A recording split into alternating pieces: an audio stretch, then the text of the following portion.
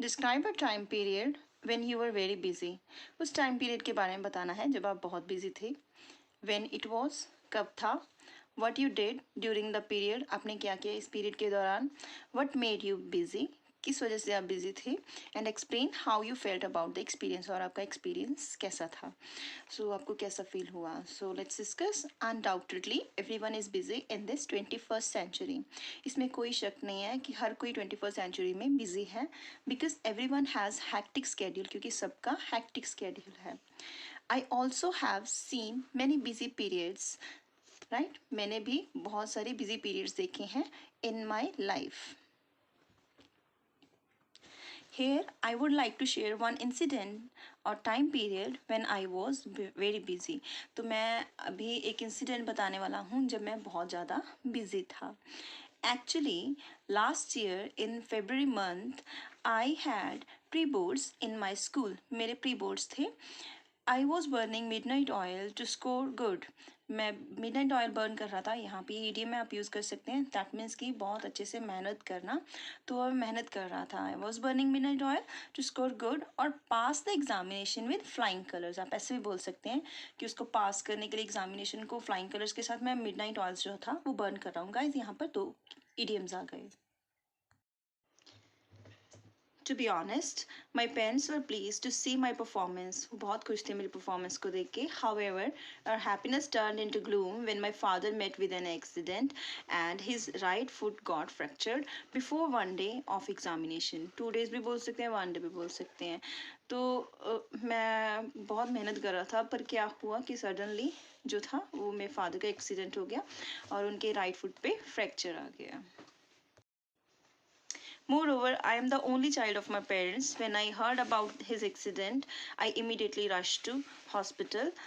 And मैं अकेला अपने पेरेंट्स का बच्चा हूँ और जब मैंने उनके एक्सीडेंट के बारे में सुना तो मैं इमीडिएटली हॉस्पिटल में गया.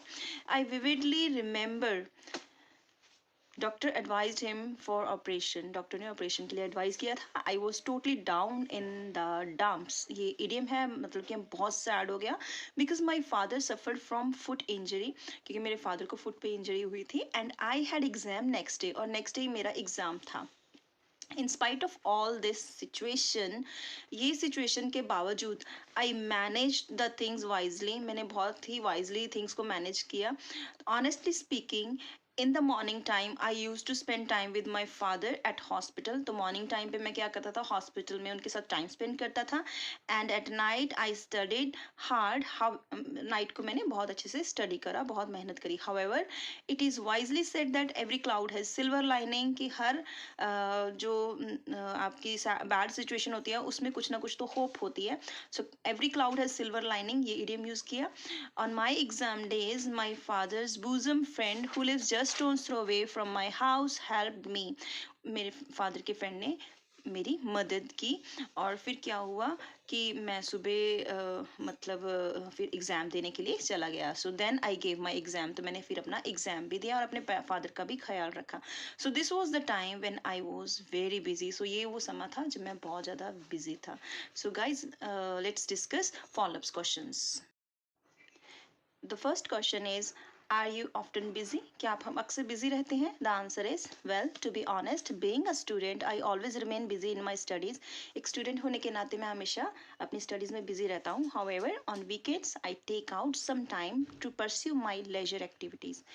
वीकेंड पे मैं अपना कुछ टाइम निकाल लेता हूँ अपनी हॉबीज़ को परस्यू करने के लिए.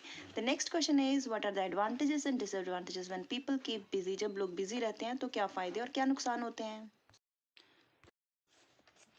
Honestly speaking, there are numerous benefits when people engage them in work.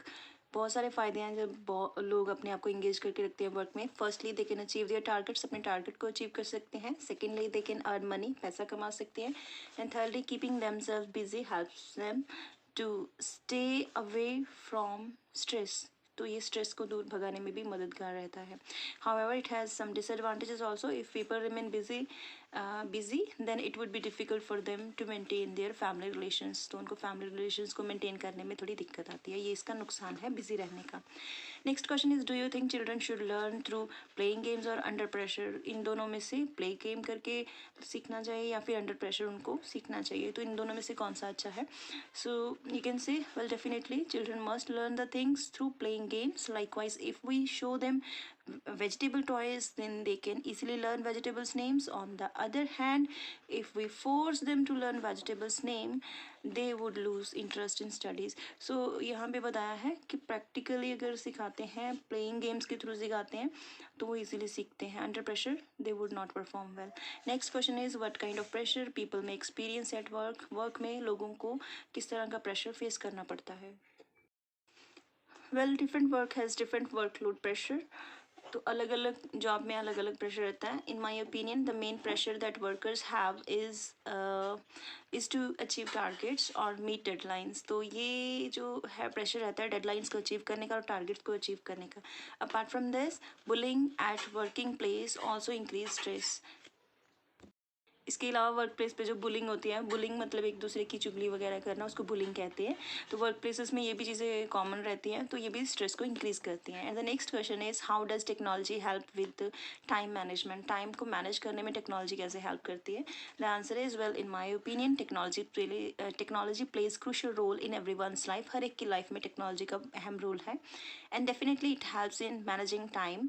Time को मैनेज करने में भी मदद करती है. People can set reminders, alarms in their mobile phone.